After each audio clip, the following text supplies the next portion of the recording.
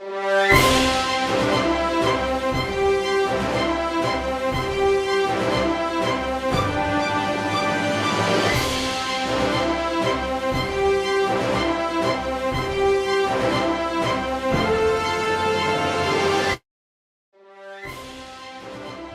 is the Nerdy Old Men Podcast, recognized by City View Magazine as best of the best in podcasts. And here are your hosts, the Old Bald Man Chad and Redneck Wes. It's a special day. Yes, it is. It's a special day. I'm already hitting buttons that I'm not supposed to be hitting. Yes, he's having fun with that. Hey, man, how's it going? You doing all right today, Wes? I'm doing good. A little bit later in the day because we have a super special guest from way out in Utah, and we didn't want them to get up super early. So, but producer Abby's going to help us out with this technology today because we're using Zoom with our multicam today for the very first time. So, let's go to that picture in the picture there. And we'll go from there. So, last time we talked about this, or I teased Wes with this really cool new game, 1490 Doom. And we've got the creators online with us today. You guys hear us over there? Yeah. Awesome. Yeah, well, introduce yourselves and we'll get started here, learn about your game. I see you're partnering in the back there working hard on the game right now. I know, oh my gosh. Yeah, we're in the thick of all the back end, which is overwhelming to say the very least. My name's Eric. I'm the creator of 1490 Doom, and I'm Cody, the other half of your game, the co-creator. Co-creator, yeah. Yeah. I had the idea, but he helped me. I mean, he helped me do all the rules. He's much more experienced with gaming and all that kind of stuff. So together, 1490 Doom exists. So it's Buer game. How do you say the main company? Buer Games. Buer is a demon that Cody's used in his Instagram handle for a lot of years. Magos Buer. Okay. And it's some demon with a goat head and a bunch of legs, and he thought it was pretty silly and funny. That's awesome. He's used that, but it kind of made sense to just keep with it. Hey, we're 100% on board with that one for sure. So I like that a lot. So tell us just a synopsis about 1492. Okay, so elevator pitch. It's a apocalyptic medieval skirmish game. It's played on a 2x2 round board, and you have Doom companies. Each player has 3 warriors or minis that make up a Doom company, and you're trying to escape the creeping death. The creeping death is a fog that's rising from the ground starting in 1490 to 1494. It gets higher and higher. It's poisonous, and it's basically collapsed society. And so these Doom companies, these Doom warriors, are trying to find safety and resources in man-made structures. And so they go from castle to castle or fortress or town, just trying to live another day and fighting for these scarce resources. Because it's clean air. Clean air. Yes. Because if you really think about it, and I love another thing I want to pitch before we forget about it is the lore podcast, the story of the main characters. I have absolutely loved that. I've listened to it when I was at the gym. It's creepy. It's good. The voice acting is awesome. I love it. But it really puts you in that idea. And you got to think about, okay, wait a minute. We've got all the crops die because they grow out of the ground. So this stuff comes up and kills the crops. Well, the animals are low to the ground, and they eat the crops, so they die too. So, okay, this is bad. This is really, really bad. That's a different type of apocalyptic type thing that I think than what you normally see. And I dig that. I'm glad you like the lore podcast. I'm working on more. I think those will just keep coming because that's kind of like my decompressing at night. Yes. Just getting I'm a pretty positive person, but I love going to a dark place and just imagining the worst. Oh, it's a dark one. So no spoilers at all on here, but the most recent one of the last night was a kick right in the junk. I'll tell you that. That was a good one, man. That was a good one. So if you're all out there, if you're fans, you hadn't listened to that one yet, as soon as this show's over, go listen to it and get ready to have your live run. So, but recently, folks on Discord had expressed that they made the very wise decision to listen to the last episode of the last night of Rotenberg, right as they were Yeah, I bet you that was some good dreams for that one there. Oh, yeah. Yeah. Oh, well, I mean, they went to bed. I'm not sure they slept. They went to bed. That's true. Got the covers pulled up. So what inspired you guys to make this? What I guess it's something we like to ask a lot of our creators and things that we interview folks is like, what was your origin story to get you into doing this type of thing? Well, he was bit by a spider. Yeah, bit by a spider.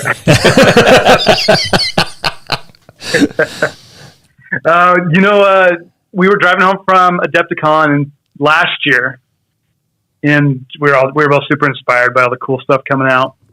And we're like, we were playing a bunch of cool games, but we're like, why don't we just make something that we love? Like, what would be a cool scenario? And Cody had actually made a couple scenarios with like a Necromundo rule and what was some Warhammer rules. Yeah, I don't know if you guys are at all familiar with Inc. 28, but there's been a community over the last decade or so that's risen up around taking the rules for this old GW game called Inquisitor, but playing it in 28 millimeter. Okay. And really, what's important, more so than the rules, is the spirit around the community and how we approach that. I've been involved in it a long time, but there's a couple different settings that I've participated in, and then a couple that I wrote.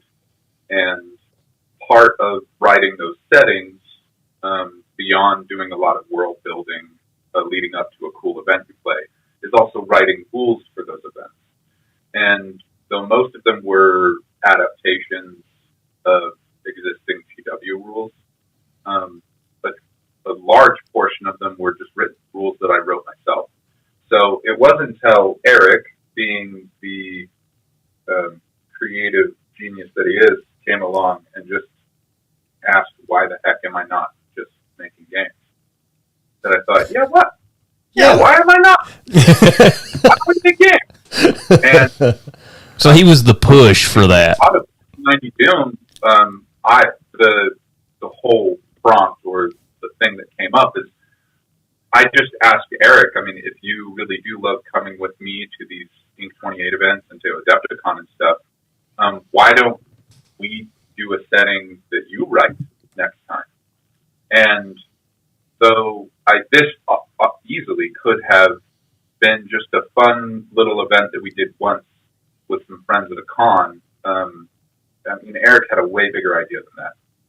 And this absolutely warranted us making a full-fledged game and supporting it until people stop being interested in it. Which, at this rate, I don't know if they'll ever stop being interested in it. It's so unique. If you write creepy stories, people just want to they just want more. So, yeah.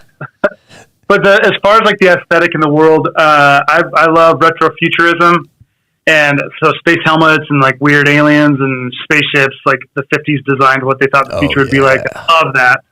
And then I also love just medieval fantasy. I grew up playing some D&D and loved Tolkien so much. Love that world. And I'm like, how could we? I was like, why would there ever be I wanted space helmets on knights, and I'm like, how would that ever happen? That doesn't even make sense. And so I started building a castle. It's the first. If you ever look at the Instagram, it's the OG. I love building terrain. That's my favorite part of the hobby. So I was building a castle, and while doing this, I started thinking about what that world would be like. And so I just thought, okay, what if there was some sort of cataclysmic event where knights needed to wear respirators, and then what if they needed to escape? What would this cataclysmic be? It'd be something from the ground rising up. So you're fighting and you're battling, and then collapse of society. So it just kind of snowballed, and then I would just bounce stuff off Cody, and he'd be like, but what about this? What about this? And then together it just kind of made 1490 Doom. See, I love that. I love the space. I mean, literally the space helmet on the knight thing. Have you switch over to my camera? And I showed you this before the game, but I went on a design website, and I actually for the scavenger, that's actually an astronaut helmet that I was able to put on. I can't see it. Yeah. I'm going to put it over here for you. I was showing it to our the other camera on the thing, but that's literally a space helmet on this medieval guy, and I was like, oh, that's freaking awesome. I was like, that's so cool, because I like this concept, because I like steampunk stuff, so you got that mix of technology where it shouldn't be, and I think that's really awesome. Yeah, very cool. Yeah, my first ones I kit bashed, like when we were developing this, I think I got some divers helmets, and I got some space helmets, and I kind of like dumbed them down a little bit so they weren't so valvey and like futuristic, but there is something to be said about the 1490 Doom set. When you're talking about these respirators, I think the word technology is a bit of a stretch. Right. Yes. Like, the thing is, these Doom Warriors, yes, they are currently alive. Is that because their respirators work, or is that because they believe that their respirators work? Yeah, could be some placebo effect. Literally breathing out of a sheep's lungs slung over his back. I don't know if you can really count that. Right. Abby, did you have something? Well, for cleaning the air. The brute just has a smokestack. Yes. I'm going to go get it. He has a well, it's like in Warhammer with the orcs. Respirator, he just put a chimney on the back, because the concept is if I'm breathing up here, it's better. It's cleaner than breathing down here. Which, depending on where the creeping death is at the time, it may be better up there. That's got to work, right? Yeah. You know? Obviously, absolutely. I'm just going to show you. I mean, some people have seen this online, but this is, I don't know if you can see it. That's the brute with just a smokestack helmet. Love it. The scavenger, I don't know how he's filtering things, but he just looks awesome. He's just got this big bulbous head. And then the saboteur has these little filters things at the point of at the top of his hood, helmet, whatever that thing is. So. Yes. Now, my saboteur that I haven't printed yet, I put a plague mask, one of those plague doctor masks on the front of him, on my saboteur that I made. And put a hose coming out of the front around to like a pack on his back or whatever, So when we get to an Italian campaign, but I presume that we will have plague doctor masks. Yeah, we didn't. They're Venetian. So, even though you see them everywhere in fantasy and stuff, this is a somewhat historical setting. Right. Even though it's got a little bit of magic or magical supernatural, supernatural with this creeping death. Unlike most fantasy settings, for the most part, it's very grounded and it's based in our reality. So you wouldn't see masks like that unless you were fighting Doom Warriors from Italy, specifically. See, that's a cool idea, or a cool concept of it too. Abby, did you have something from the chat? Yes. So we have a question in the chat. Can we listen to the lore on YouTube somewhere? Yeah, just search 1490 Doom and it's Buer Games. I'll just I can see that chat because I have it pulled up.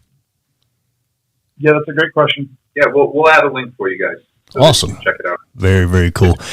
I'd let you guys know that I got a music. Yeah. Or a podcast. Oh yeah. I got a hot wire table the other day specifically to build terrain for your game. That's nice. Yes. So I'm super stoked about that. I've been wanting one, but this kind of pushed me over. That's awesome. Are you on the Discord? Yes. Okay, make sure you post because there's so many cool boards on there. I will. Are you inspired by those boards? What's that? Have you been inspired by those boards? Very much. I mean, they're.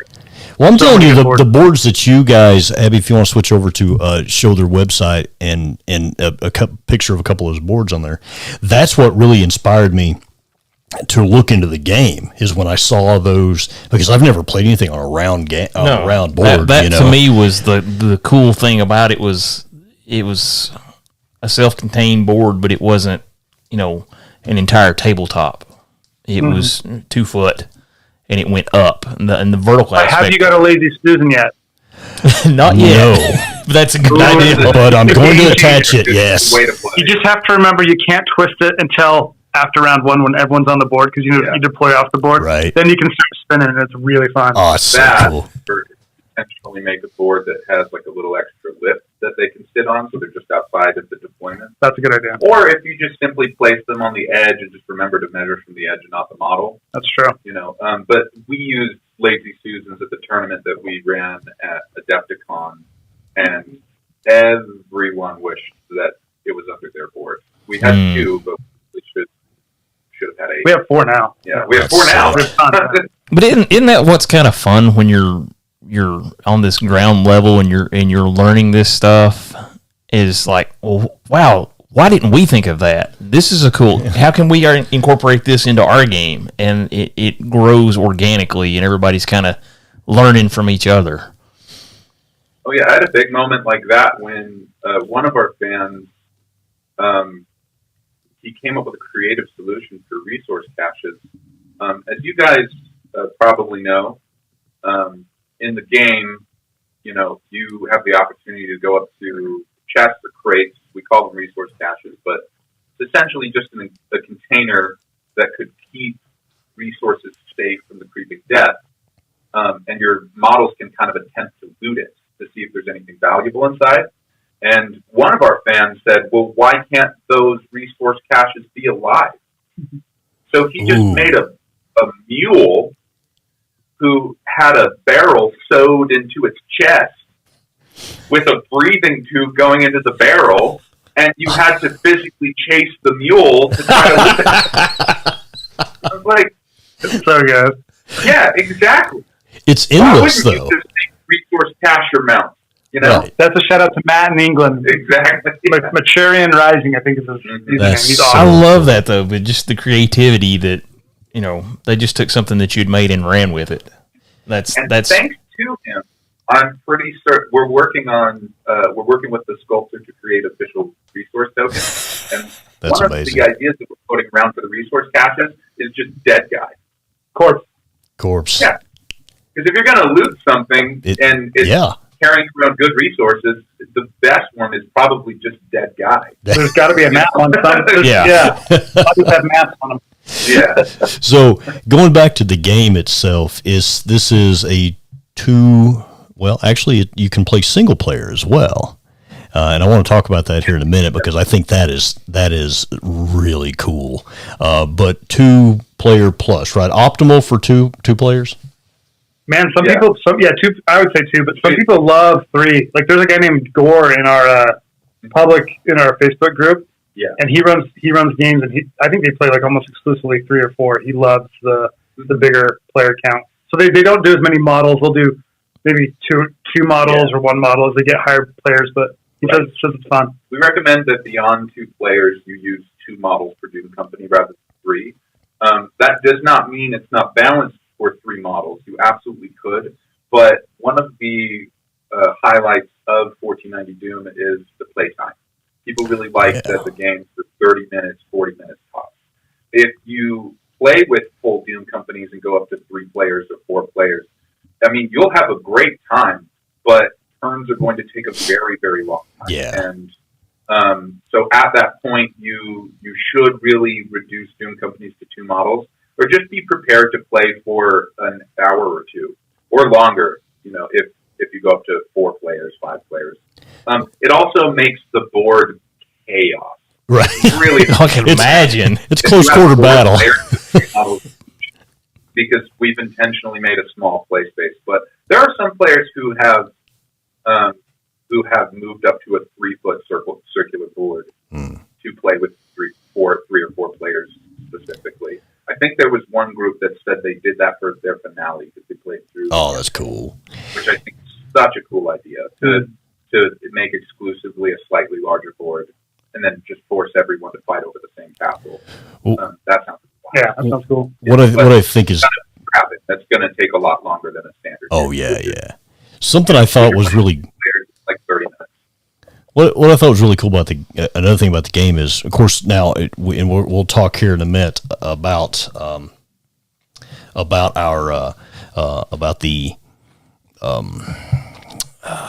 expansion in your group and everything, or I'm sorry, the stretch goals and things for your crowdfunding. But the fact that you've got a certain number of characters that you can choose from, and you choose 3 of them, and that's your Doom company, and I think that's really neat that you can do that. But you've teased us with some new ones coming out with the. So tell us here real quick about the crowdfunding thing that you got going on.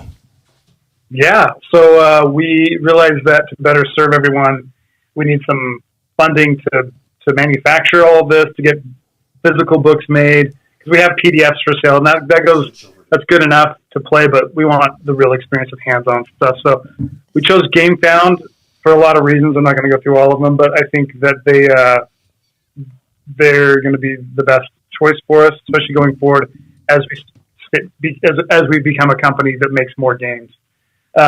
So yeah, we're looking to launch, in the next couple of weeks, and we're just building our follower base, because more followers means better funding. So we're, reaching out to press, we're collaborating, we're just doing interviews to create the hype and get a big following. So when launch day comes, it can go as big as possible. Very, very cool. And we've got that, we're pulling that up on the screen too, so people can see that. So go and like that, folks, because it's got some cool stuff coming out. And these guys are releasing teasers about new character types and things like that. And the guy that came out today is crazy looking. I think it's really cool. I don't even know what to think about it. It looks like he's got a horse on his head. It's cool, man. It's creepy as all get out. Is that a real horse? I don't even know what that is. I don't know if he has mounted the head of an actual horse on his helmet, or if he is just into cosplay, but he's a silly guy. and we all love the Hedge Knight. So that's pretty awesome. But that is very, very unique. It's funny that we happen to speak with you guys today, because that's the very, very first crossover that we've announced. The Hedge Knight was not artwork created by us. It was created by Max Fitzgerald for a game you're probably familiar with, Turnip 28. Max and me go a ways back. We've been friends since before Turnip 28 came around. He's just an absolutely stellar game designer and incredibly accomplished artist. And that particular piece of artwork is one that he created for an expansion to the game that was on Kickstarter recently that did really well, the Shattered Lands. But he didn't intend to make a miniature for it. And fortunately, when we were coming up with cool ideas of awesome things that we could offer people if we go beyond our funding goal. One of them was a crossover miniature between a different game and our game. And Max was totally stoked and happy as long as it was free. So if we do hit that stretch goal, everyone is getting the digital file for the Hedge Knight and the rules for the Hedge Knight free of charge. And we're going to be giving it to the entire Turnip 28 community as well, so that they can use it in that game or they can use it in our game. Oh, that's really neat. Mm-hmm. So some of you may have seen on the live stream here, this is our first time using Zoom, and apparently there's a timer on the Zoom call. So I didn't realize that when we set it up. So there may be a slight interruption in the interview here. But so when do you guys go live on the Kickstarter, or not the Kickstarter, but we would really like to say when. It's secret. But that's not even a secret. Yeah, no, it's not. It's not that it's a secret. There are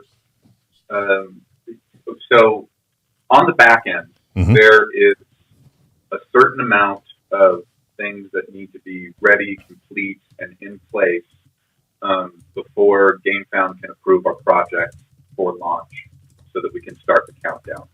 The primary reason that we didn't start a countdown immediately is because we're a first-time game company and we had no idea what kind of support we would see to put up this GameFound, and it would be really unwise if we were to, for example, just announce, this is the date that we're going to launch, and by that date we had like 500 people interested in the project. So we decided instead just to put the preview up, just see, just get a feel of like what people think, how many people are interested in the project, and fortunately we feel very blessed to see as much support as we've seen so far. We're already above 2,600 followers, which is a dream. But we have to have all of our ducks in a row and ready to go with GameFound on the back end before we can pull the trigger. And I have a job in addition to this job, but I've got two girls myself, and I've been watching them by myself most days because there's 5 jobs between me and my partner, right? So, right. Wow. I'm still managing to put in 50 hours a week into getting this game found up and running and on top of my other full-time job while watching my kids. And it's just a lot. It's just the 2 of us. There's no one else getting this all ready to go. And as you can see from the Game Found preview page, it's pretty complete on that end. But I'm wrapping up the last bits of imagery and of logistics that we need for the crowdfunding. And Game Found has to give us the okay. We can't just pull the trigger ourselves. Okay. All right. They won't let us launch an incomplete So short answer, we don't know, but hopefully very soon. We're going to submit everything and hopefully get approval. And then, but I mean, ideally we'd love to have around 4,000 followers. We don't know if we'll hit that. 3,000 is the minimum. So that's the sweet spot where we want to go. We're a little over 2,600. So in the next couple of weeks, I think it's safe to say that we will be live. I mean, there's always, you never know, but that's the goal. Sorry for all the inside baseball. No, I like that. There's a couple more things about this that I really want to touch before we let you guys go. And to our constant fans, we really appreciate you sticking with us. This is the first time we've ever used Zoom, and apparently if you don't pay for it, producer Abby, who's crawling under the table now in embarrassment. How much more time do we have left? How much more time do we have left? Not much, but what I want to do is we can just end this and restart the call real quick. Okay. So just stand by for a second, and me and she'll take over for that. And me and Wes will talk for just a second. So we'll be right back with the guys from 1490 Doom here in just a second, because I got a couple more things to rock out with these guys and to mess with them about one other thing real quick, and we'll be good to go. So, but anyway, so are you pretty stoked and excited about this? I'm excited because we love new games. Yeah. And this is something, you can play by yourself, or if it's just one of those things where we can't get our D&D group together, it's like, hey man, you want to play a couple of games, and 30 minutes, 40 minutes, that's very doable. Especially like if, you've got something else going on, you're not like committing the whole evening. You can actually go in and just sort of play real quick, hang out with your buddies and do that. Yeah. My good buddy Alan that plays Star Wars Legion with me, he's super pumped about this, and so we're going to get it together, man, and he's gonna play it too. So I mean, we're really excited. Hey, the guys are back. Okay, cool, we're back. You guys can hear us now, right? Oh, well, we're muted. Now we fixed it. Hopefully. That's good. So yeah, I'm not going to feed my kid today because she's not. Oh, producer Abby. No, good deal, man. Like I was saying, a guy I play Star Wars Legion with, Alan, he's a really good painter too, and he was the first guy I sent message other than Wes about your game, and he's super stoked about it because he loves that imagery and that dark stuff, and that's the way he paints his miniatures, is that real grim dark look and stuff. So he's got, like, his Star Wars guys are grim dark, and I'm like, dude, this is gonna be, you're gonna love this. So it's pretty cool. But yeah, I don't want to get people sidetracked on thinking that the only way they get a hold of the game is with your crowdfunding thing. They can go on your website and buy the PDFs of which is what I did, and I'm excited about that. You tell us what you got going on there with that. Yeah, the PDFs right now we have the core rule book, and then we have one expansion, the Fall of Rotenberg, and they're both great, and we will be updating. So we released those October 7th. And we've had a lot of feedback. We did play testing even before that, but we released those October 7th. Still more things came up. We've got a lot of cool feedback. And so we will be updating the PDF. So if someone buys the PDF now, it's not in its final edition. We will update it when we do the physical rule book. So you'll have updated rules and stuff like that. But those, if you want to dive in now, they're on our site. I think there's in the expansion there's a couple STLs. Yeah. There's Wilhelm and his dog. If you want to play through that solo or co-op campaign, they're pretty. Those are some of my favorite. Wilhelm especially is one of my favorite sculpts in our lineup. I think it's a really cool one. I'm excited about that. And I showed you a little bit ago the ones that I'd printed off and I can't wait. And so dive into the single player aspect of this campaign with Rottenberg, because I read through it and I didn't want to give myself too many spoilers, but I love the way that your NPCs, for a lack of a term, but the bad guys in it have predestined responses to the player's actions, and that's how you can play it single player. And I think that's brilliant. Yeah. Well, I don't even know how I'm probably going to give credit to Cody. I think he probably developed the focus system, the AI system. So for people who have played solo games, you have to have ways to interact with the game. And so these NPC players have, according to the rules, different focuses, like a melee focus or a loot focus or a range focus, if their weapon's a bow. And so you can see what the focus does. So that's how you know how it interacts with the game. And sometimes those focuses can switch depending on situations. So sometimes if they've got the loot, they'll go to melee, which can keep things pretty interesting. But I don't know. I haven't played a ton of solo games. I do enjoy them. I enjoy co-op even more. But people love the solo campaigns, and so another thing we take pride in is we have branching. It's like a choose your own adventure.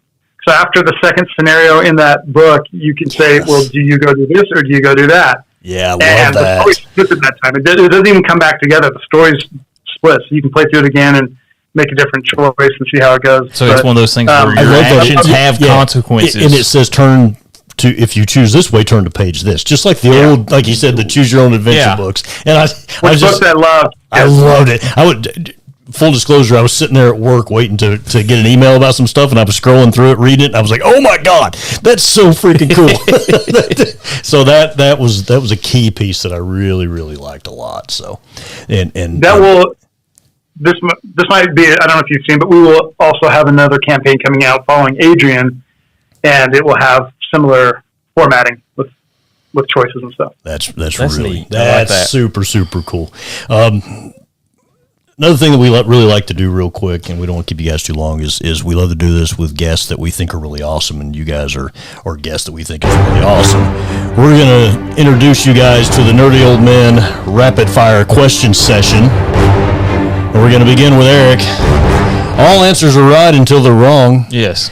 And so what we'll do is we ask you a really stupid, geeky, nerd type question. The first thing that pops into your mind is your answer. Eric will begin, and then we'll go over to your cohort there, and he'll answer the question.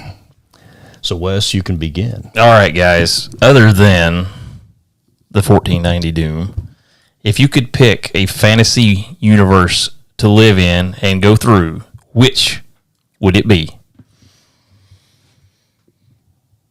Tolkien. Yeah, Middle Earth for sure. Okay. Like, no question to that. Yeah. Would never be 1490 Doom. Yeah. I just want to make that clear. Not my world. Yeah.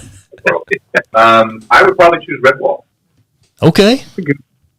Cool one. Sick. I like it. Yeah. I like it. Okay. All right. So you have to. It's a fantasy war, man, or it's a fictitious war. You've got to enlist. You have to enlist with G.I. Joe or Cobra. Who's it going to be? I'm probably a G.I. Joe guy. All right. You do? Yes, already? Of course I'm so. Yeah, there you go, Joe. I always choose like the noble people. He always chooses the big bad guys. I'm with him. I was about to say it. You should see my imperial flag I have up on the ceiling of my man cave here. So I'm with you on that. So Star Wars, I wouldn't choose the Imperial flag. I would choose the Rancor. Okay, that's fair. That's fair. Which you're an interested in Legion. He actually, I was a big Legion player. He wasn't. We played some games, but he actually printed a huge Rancor, painted it beautifully, and we had a custom scenario, or found some scenario how he pops up and starts taking it randomly in the board, and you got to take him down, and it was awesome. That's sick. So he is a Rancor. There's something for you to print, Chad. I like that. So, all right, go for it, Wes. I'm going to send you a picture after. It's super cool. Please do. A couple more questions each, and then we'll let them off the hook. Oh, all right. I'll give him an easy one here. You get to go into your fantasy world with a weapon from fantasy sci-fi literature. Does not matter. What weapon would you take into battle? That's a great question. I mean, probably because I don't want to get killed. I think sniper would be a long distance sniper would be probably my choice. That's first time we've had that one. Yeah, first time ever. I want to sit back and just have some snacks and just be comfortable. like the one from Halo, probably though, right? Yeah, I'll take that one. That's a great sniper. That's a good one. Yeah. I'll take Imperial Star Destroyer. Okay. I like this guy. Go big. Go big. I do not think Eric was prepared for that. That really pesky S-wing. I don't know who the heck else is taking it out. So. Yes. With a long life behind He's thinking outside the box. I love that. That's the best. My last question for you guys is a traditional one that I like to ask, which is, you are on a 4-hour car ride. Your radio doesn't work. You have no cell signal at all. You just have to talk to the person that's riding with you. It can be a superhero or a supervillain. Who's riding shotgun? Man, go first. I got to think about this. I thought it was supposed to be rapid fire. Rapid.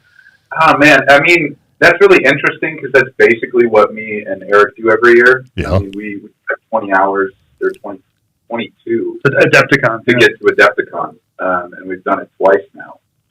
Oh, yeah. And, we rarely have the radio on. We rarely have the phone going. We're generally just talking to each other anyway. But, I mean, if I had to pick someone myself to have that conversation with, it would probably be Tyrion. Who's that? Tyrion Lannister. Okay, all right, yes, yep, there you I go. think that's the first time we've had that answer. That is the first time. This is the first time here on a lot of these. If you had to have a conversation with anyone for 4 hours, I know who it there's is. very few characters who would be as stimulating. I know who mine is. Who is it? Jeff Goldblum's character in Thor Ragnarok. There you go. Heck yes. That is sick. So Jeff Goldblum? Yes. This is Jeff Goldblum. This is Jeff Goldblum. Right, yeah. I love it. That's awesome. It's just, it's all over the place. You just, conversation would just create itself. Yes. Wes, the last question is yours, sir. All right. This question has, we've been threatened physical violence. We've been threatened, we've been barred from states. Yes. It is the most controversial question we ask. So there are no right or wrong answers, unless we say so. Does pineapple go on a pizza? Hell yeah. No question. Yeah. Drinking a pineapple drink right now. There you go. Is that a no back there? Cody's hesitating. Can go on a pizza. It's no longer pizza. Hey guys, awesome, man. Really appreciate you guys taking the time to let our listeners know about 1490 Doom, man. I am so excited about it. My printer's running. I got things going. I got to get me some foam to start cutting and make some castles so I can whip this guy here. It's going to be great. I'd hate to have to own you in 2 games, but All right, real quick again, how can people find all the information about 1490 Doom? I mean, 1490doom.com is awesome. We'll always have links there. But the Game Found we're funneling everything to the Game Found. So if you go to Game Found at 1490, if you just Google 1490 Doom, I think Game Found's the second link, and ours is the first is the homepage. So there's also a link to the Game Found on the website. Yeah. So if you just want to go to 1490.com, you can read about the game, see if it's something you're interested in. There's a big banner right at the top if you want to take a look at the Game Found. Our Discord is a ton of fun and very active. The Discord's fun, and then Instagram is probably where we are engaging the most. All right, great, yeah, and I'm following all that stuff because I love every bit of that detail. So thank you everybody who was on the line. I know we didn't have a whole lot of questions, but we do have a whole bunch of people interacting there and talking and stuff. And thank you guys for jumping in there with us too. I really do appreciate that. And I got it right here. Yeah, and we'll keep everybody posted on everything with 1490 Doom and you guys. If you got anything ever super special coming up, let us know, man. We'd love to talk to you about it. And if you could hang on the line here real quick as we close out so we can talk to you after the show is over real quick. Cool. So, well, hang on. Thanks, guys. We really do appreciate that.